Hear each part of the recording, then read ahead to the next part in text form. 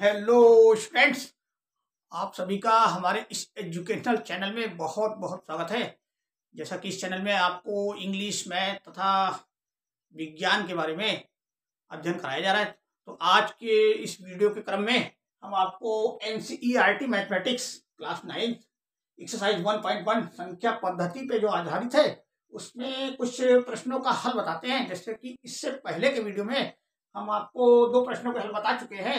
अब उसी क्रम को आगे बढ़ाते हुए इसका क्वेश्चन नंबर 3 लेते हैं और इसका हल यहाँ पे समझते हैं। तो जैसा कि इससे पहला जो क्वेश्चन था, क्वेश्चन नंबर 2, सेम उसी टाइप का ये भी क्वेश्चन है, बल्कि ये क्या है, देखिए फ्रैक्शन में है। और इससे पहले वाला जो इसके क्वेश्चन में जो नंबर्स थे वो आपके सिंपल नंबर थे, और यहाँ पे क्या है, फ्रैक्शन में है, ये भिन्नों में है। तो यहाँ पे देखिए क्वेश्चन नंबर 3 है 3/5 व 4/5 के बीच 5 परिमेय संख्याएं ज्ञात कीजिए। तो परिमेय संख्याएं ज्ञात करने के लिए जो इसका जो पैटर्न है, इसका जो मेथड है वो सेम ही है जो पहले वाले वीडियो में बताया गया था, और आज भी उसी पैटर्न को हम आगे अपनाएंगे।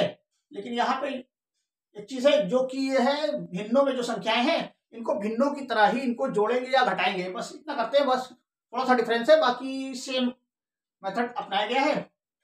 तो चलिए देखते हैं इसका हल। तो यहाँ पे जैसे ये है, देखिए यहाँ पहले इसमें देखिए जान लेते हैं कौन संख्या बड़ी है कौन छोटी है। तो यहाँ आपको अब देखिए इसमें ये जानना जरूरी है कि ये जो भिन्न है इनमें, ये जो फ्रैक्शन है आपके, इनमें कौन सी भिन्न बड़ी है कौन सी छोटी है। अब ये आपको आना चाहिए। देखिए अगर यहाँ नहीं पता कर पाएंगे तो इसको नहीं हल कर पाएंगे। इसके लिए इसके बहुत जरूरी है कि इसको कौन छोटी बड़ी भिन्न जो है आपकी पिछली क्लासेस में आप पढ़ चुके हैं इसको, जैसे 4th में, 5th में, 6th, 7th, 8th में पढ़ते चले आए हैं। और तो उसमें आप देख लेंगे तो वहां आपको मिल जाएगा। नहीं तो हम यहाँ बता देते हैं थोड़ा सा इसका बैकग्राउंड, छोटी बड़ी भिन्न कैसे पता करते हैं। जब भी किस दो भिन्नों के, देख लीजिए इसको नोट कर लीजिए आप पेंसिल लेकर, जब भी दो भिन्नों के जो हर बराबर होते हैं, देखिए एक भिन्न होती है जिसमें कि एक अंश होता है, एक हर होता है। तो यहाँ पे देखिए क्या है, जब दो भिन्नों के हर बराबर होते हैं तो वो भिन्न बड़ी होती है जिसका अंश बड़ा होता है। देखिए इसमें अंश किसका बड़ा है, तो भिन्न में हर तो दोनों के बराबर है, और अंश जो है वो 4/5 वाली भिन्न का बड़ा है। तो कौन सी भिन्न बड़ी हुई हमारी, 4/5 वाली। तो ये भिन्न बड़ी हो गई, तो इसको हम बड़ा दिखाएंगे, और ये छोटी है।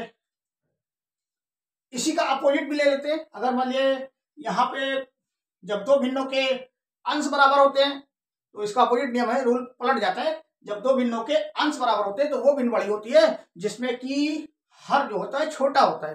तो इसको आप नोट करके रख लीजिए, तो ये आपको समझने में तुरंत आसानी रहेगी कौन सी भिन्न बड़ी है कौन सी छोटी है। तो यहाँ पर देखिए जैसा कि यहाँ दिखाया गया है 4/5 जो है 3/5 से बड़ा है। ये बड़े का मार्क है, बड़े का निशान है, बड़ा होने का इधर को लगता है। अगर इसको पलट देंगे हम, ये नोक जो है इधर आ जाएगी तो ये छोटा दिखाएगा। तो जबकि ये इसके मुकाबले में इसको देखा जाता है कौन सा नंबर, जो राइट साइड वाले नंबर से लेफ्ट साइड वाले नंबर को हमेशा देखा जाता है कि बड़ा है कि छोटा है। तो इसको दिखाने के लिए हमें इसको इधर लिखना पड़ेगा, और ये जो है छोटी भिन्न इधर है। तो इस छोटे को छोटे से बड़ा दिखाने के लिए जब भी दिखाएंगे छोटा या बड़ा, तो आप क्या है, लेफ्ट साइड वाले नंबर को ही दिखाएंगे। तो यहाँ पर ये जो मार्क है ये बड़े होने को दिखा रहा है, 3/5 से बड़ा है 4/5।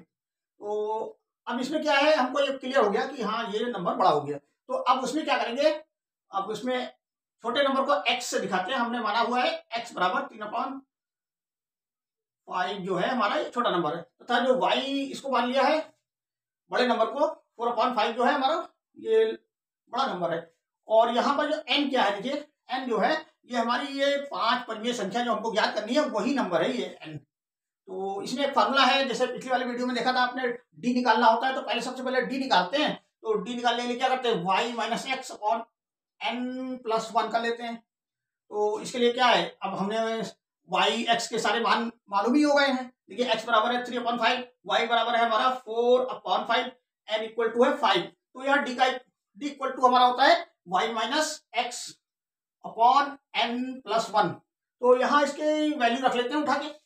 अब y की जगह y रख लेते हैं, x की जगह x रख लेते हैं, और n+1 कर लेते हैं। तो यहाँ पे देखिए फ्रैक्शन हो गया हमारा 4/5 माइनस 3/5 अपॉन 1+5। अब इसको फ्रैक्शन की तरह हल करते हैं। तो इसको हल करेंगे, देखिए ये तो आपका हर में हो जाएगा 5 + 1 6 बन गया आपका।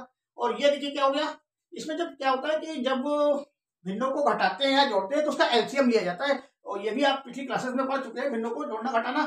तो यहाँ पे उसको डिटेल में नहीं बताते, किसी दूसरे वीडियो में बताएंगे इसको, जबकि भिन्नों को जब हल कराएंगे। लेकिन यहाँ पर हमको छोटी बड़ी मतलब भिन्न जब बताते हैं तो उसमें इसको हल करना भी बताते हैं। तो ये किसी दूसरे वीडियो में इसको लेंगे। फिलहाल इसको हमें अब बीच की 5 परिमेय संख्याएं ज्ञात करनी है। तो अब बीच में कोई टर्म्स आती है तो उसको बताना पड़ता है, उसको बिना बताए आपके समझ में भी नहीं आएगा, तो इसलिए इसको थोड़ा थोड़ा बताते चलते हैं पीछे से भी। तो जैसे दो भिन्नों के जब हर जो है, जिसको कि आप डिनोमिनेटर कहते हैं, और जो अंश होता है उसको न्यूमरेटर।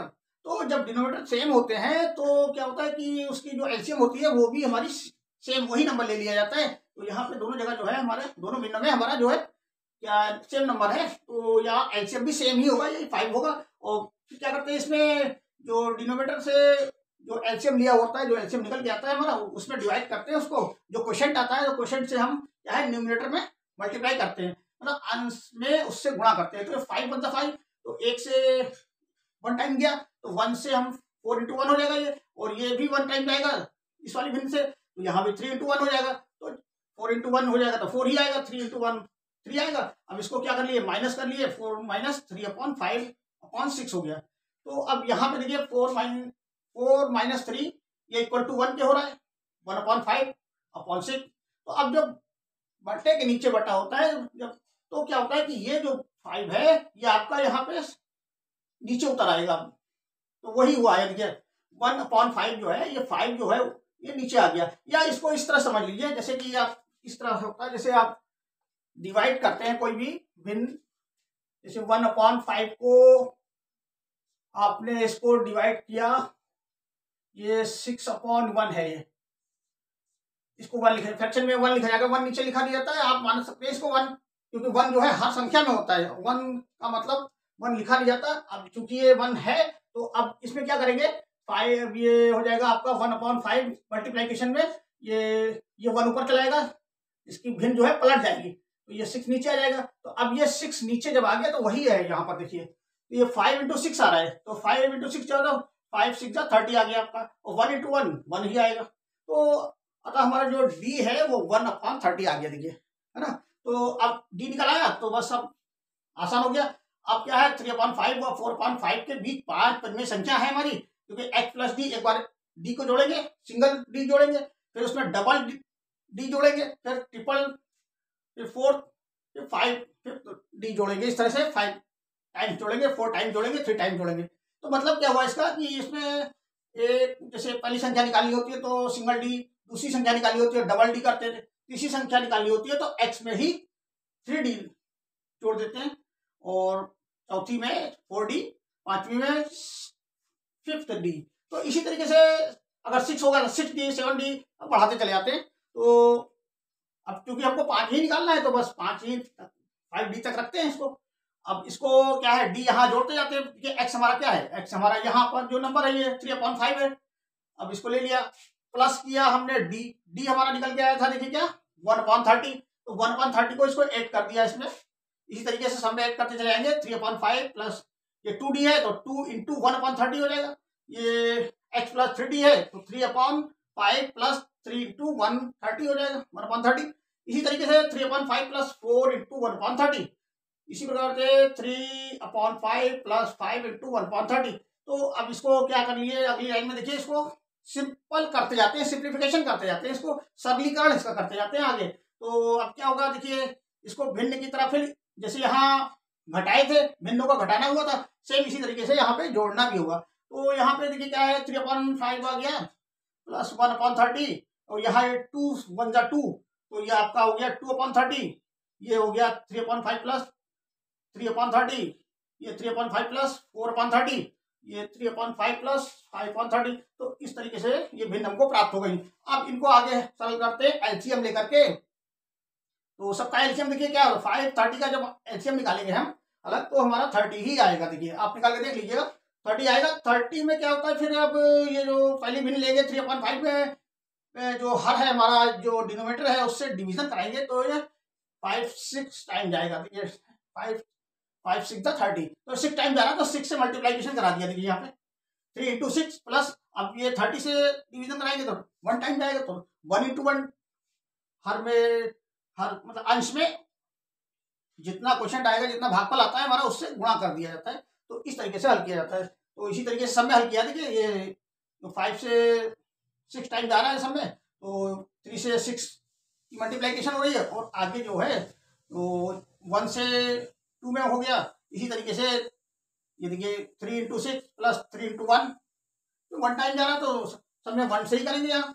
4 से 1 से करेंगे, 5 से 1 करेंगे, तो इस तरह से ये भिन्न जो है हमारी ये हल होके आ गई। अब उसको और आगे सरल करते हैं, तो देखिए क्या करते हैं, ये 3 से मल्टीप्लाइकेशन 6 का हो रहा है, तो 3 6 18 आ गया, और प्लस आपको 1 इंटू 1 का 1 ही रहेगा। इसी तरीके से यहाँ भी 18 plus 2, 18 plus 3, 18 plus 4, 18 plus 5 upon 30 होता चला जा रहा है। तो अब आगे और सरल किए, तो इसको क्या है, 18 में 1 जोड़ दिए, 19 हो गया आपका, 19 अपॉन 30। 18 में 2 जुड़ जाएगा तो 20 अपॉन 30। 18 में आपका 3 जुड़ जाएगा 21 अपॉन 30। 4 जुड़ जाएगा तो 22 अपॉन 30।